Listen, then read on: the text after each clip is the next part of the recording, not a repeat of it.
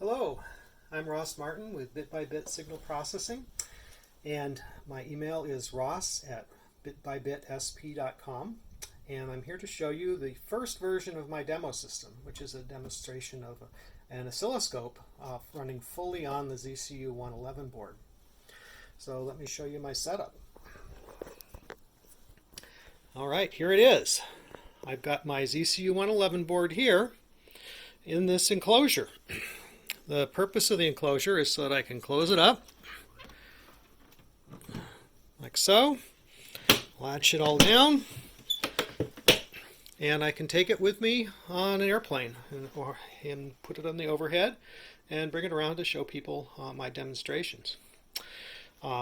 It's got connections here, the power, Ethernet. It's not just meant for demonstrations, it's also meant for me to do development on. And so I can connect Ethernet and I can connect to the box remotely. I can also turn the box on and off remotely. So if I'm on a trip and I don't have my box with me, but I need to run some stuff to check out things, I can log into it and turn my network and turn the box on and run some stuff to check things out. And it's got USB so that I can get debug output that connects to the serial port. When it's closed and when it turns on, the monitor doesn't turn on. To keep the heat down, there's a fan here that runs. There's exhaust here to keep the box from operating correctly. Also, let me show you the inputs and outputs. These are the second Nyquist zone inputs and outputs. We got the DACs, we got the ADCs, and they're looped back to each other so that you can just get a 10 megahertz signal in and out. Nothing on the back. Over here, we have the first Nyquist zone inputs and outputs.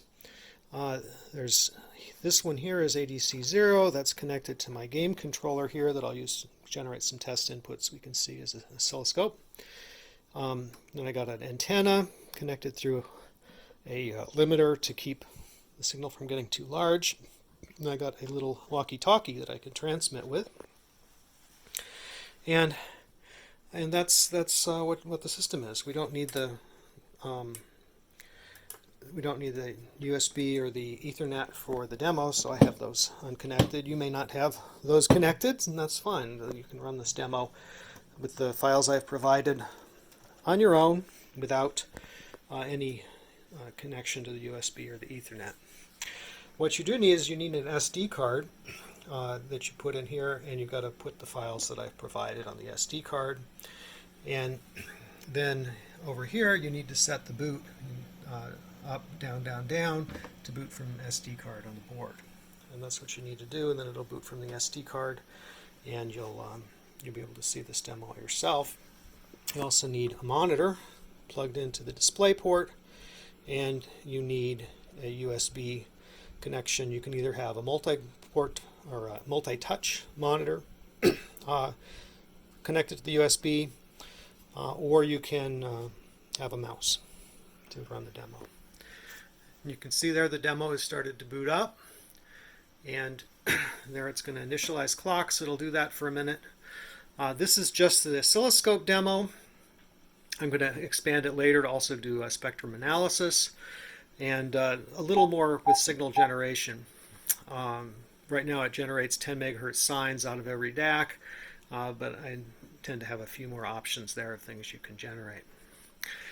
So the clocks are initialized, the ADCs and DACs are initialized, the demo's ready, and it says up there, press here to start, that's blinking. So we'll do that in a minute. But let me tell you a little more about the board and the design of my system. So right now I've got the ZCU111 board here, and there's a solder bridge that I've done down there to make the fan work at the proper speed. There was an error on the ZCU111 board when they manufactured it that they misconfigured the fan controller. But there's a software fix and there's a hardware fix. If you're interested in those, I posted how to do that in the Xilinx forum. You can search for like ZCU111 fan, and you can find my posts on what you need to do to fix that and make your fan work at a normal speed. I also even replaced the fan with a more silent version. I added another fan as well to keep these components cool, because I was noticing the clock generation is in here, and I'm generating high-speed clocks for this. It's nice to keep that cool, reduce the wear and tear on the board. So that's my modifications.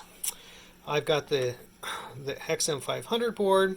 I've got the second Nyquist zone balins here. Those are connected around, as I said, over to here, those inputs. I've got my first Nyquist zone balins on the board. The inputs and outputs for those are connected over here, ADCs and DACs. And then there's these other ones that are differential. There were no balins supplied on the XM500 board. I have one of them just looped back with some DC blocks, which are necessary to make it, the loopback work. And you can just have a direct loopback, see your 10 megahertz sine wave go from the DACs to the ADCs. And the same here, I also showed you can do that with some external balun boards. Not really a discovery, but it's important to make sure you're doing it right. So I've just got a test there. Maybe eventually I'll wire those out to the external, maybe a couple others of the ADCs and DACs out external, so I have a few more inputs and outputs that I can play with externally for demonstrations. But right now it's pretty good as far as the number. I've got 8 ADCs and DACs, and they're not all working because some of them are disconnected here, but you can see useful waveforms on quite a few of them in this demo. All right, and then creating this demo, I should mention too that the design programmed into them, I owe a thank you and a shout out to the Xilinx starter designs, because I started with those as something that I could get working initially to use the ADCs and DACs, and gradually we started replacing the pieces until it's pretty much all replaced at this point. I think there's a couple more things before I release the final demo, but it's important to have a starting place where you've got a working design, and then you can add incrementally instead of having to get everything working all at once. So I owe a thank you to the guys at Xilinx that made those designs. So here is the demo. I turned off the lamp so you don't have quite so much glare. You can press here to start, and then you get this menu here where you can create new graphs like so. Once you create a new graph, you can select what graph type. Right now there's just static time, which is DAC basically, or there's a normal time graph, which are the ADCs. Eventually I'll add things like transfer functions, perhaps, or impulse responses and spectrums. Here you can select sources or what you want on that particular graph, and you can select units. And I'll just create a couple of graphs here. So graph 0 has ADC 0 and 1 on it. Graph 1 has 2 and 3. Graph 2 has 3 and 4, or 4 and 5, I should do. And graph 3 has 6 and 7. So graph 3, 6 and 7, 2, 4 and 5, 1 is 2 and 3. So all 8 of the different ADCs are on one of the graphs or another. Now I can go back to the graphs, touched to the wrong place, and you can see all the graphs out there. It's auto-scaled. The 0 and 1 ADCs have just noise on them, so it auto-scaled to a very small value because it's noise, where the other ones have sine waves on them, so they've got a much larger scale. If I want to pause it, I can press down here, and there you get the graphs paused so you can look at them in more detail. Now, an old-fashioned oscilloscope would have like volts per division and such, but this isn't that way. This one you can actually just come in here and you can scale it however you want, and once you let go it adjusts the scale to match what you've put there on the screen. You can also scale the Y. You can move it up and down. You can move it back and forth, in and out. You can go all the way out, and you can see that's the entire length of the time capture that's performed at the moment. You can go back in, you can see your graph. You can also auto-scale it by just holding down 2 fingers, or if it's off the screen, you just auto-scale it. get this back to a nice scale. So that's a great way to manipulate your waveforms and do your scopes rather than the voltage per division. So I'm going to unfreeze it here, but you'd normally want to have like a trigger so that it automatically stabilizes and refreshes both. So you can come over here and you can select a trigger source. ADC5 had a nice sine wave on it, so I'll select that. And now you can see it's triggering on ADC5. So you can see your waveforms now stabilized. But they're also continually refreshing. I'm not sure if you can see that or not. Yeah, you can see it over there. So it's different than if I pause it. If I come down here and I press at the bottom and I pause it, so then they all stop. And these ones are actually not stopped. They're continually refreshing, but it's the same. You can see a little bit on that one. Yeah, it's almost the same, so you don't see the change too much. Okay, so let me show you some external waveforms. So I've got the this thing here, this transmitter. So let's look at getting rid of a few of these extraneous graphs here. Let's go down to graph 3 and delete it, 2, 1, and let's see only ADC 1. All right, and there's our graph, and I can turn this on, and I can transmit, and I can pause it, so I don't have to keep holding the transmit, and let me auto scale it. And there you can see the waveform that came out of that transmitter. And if you want, you can then measure the it and find out exactly what frequency it was transmitting at. It's a little bit of glare. Let me turn that down. Okay, so unpause it, and let's switch to let's do a trigger. Switch the trigger source to ADC0, and let's switch our graph to ADC0, and go back to our graph. And now we see there's not enough signal there to trigger most of it. There was trigger just slightly. But even though there's some noise on there, there's not enough signal to trigger it much.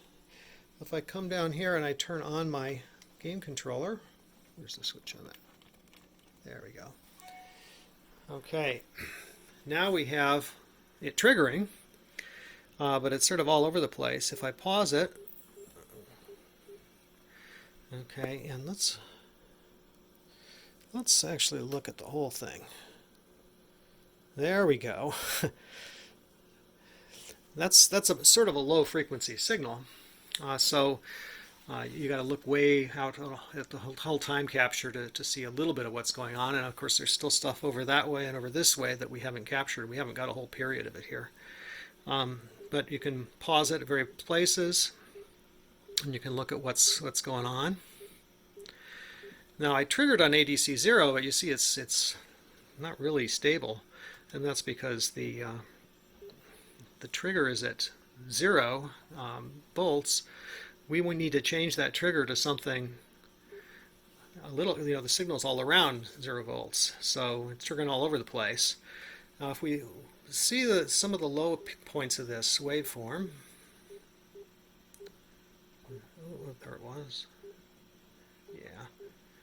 Yeah, so here we can see that there goes a little below 300 millivolts, minus 300. So it's actually almost down to minus 350. So if we trigger like at minus 340, we'll get a lot less of this noise. There still might be a few other things.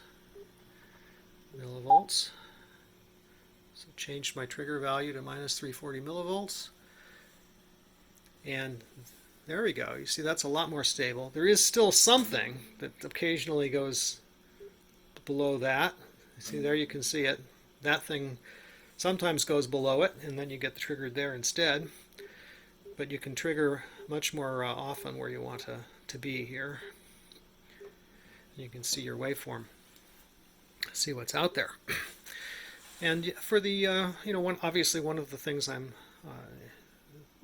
intending to add for a commercial version, an upgrade to this, if you really like it and want to pay a little bit to contribute, is better trigger options so that you could stabilize a graph like this entirely.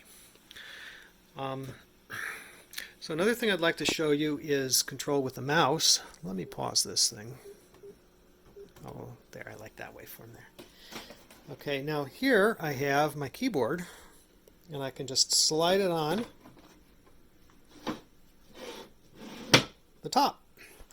Sometimes I actually program on this system too, because it runs Linux, and I'll compile the kernel on it, and I'll program compile my program on it. This program that you're actually seeing right here, and right now I can control it from the mouse right here. Now, as I move the mouse, you can see the mouse cursor moving.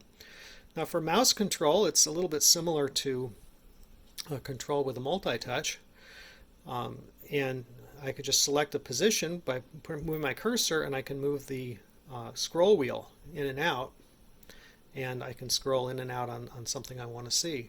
So if I want to see this transition and the detail of it, I just go to that transition and I can zoom in on it like so.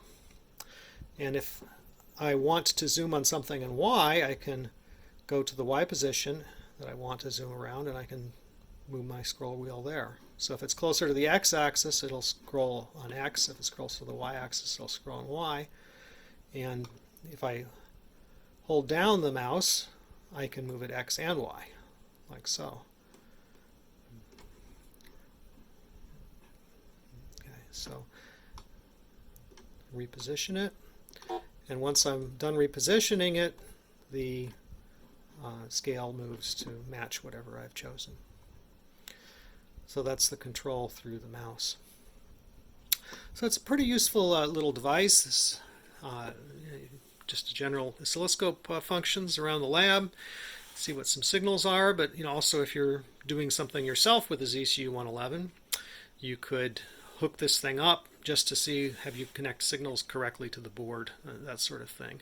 As you can actually look at your signals here with this, with an attached monitor and mouse, and quickly debug issues with what signals are attached to your ZCU111. Just flip the SD card in, boot it up, and you'd see this, and you can check your signals.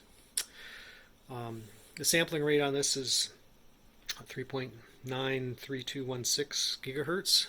So you can display oscilloscope waveforms with pretty good quality up to maybe 500 megahertz or so on this. So it's quite a capable little demo.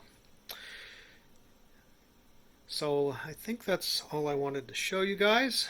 My name is Ross Martin with Bit-by-Bit Signal Processing, and you can reach me for questions at ross@bitbybitsp.com. That's my email address. So I'd like to hear from you, and thanks for watching.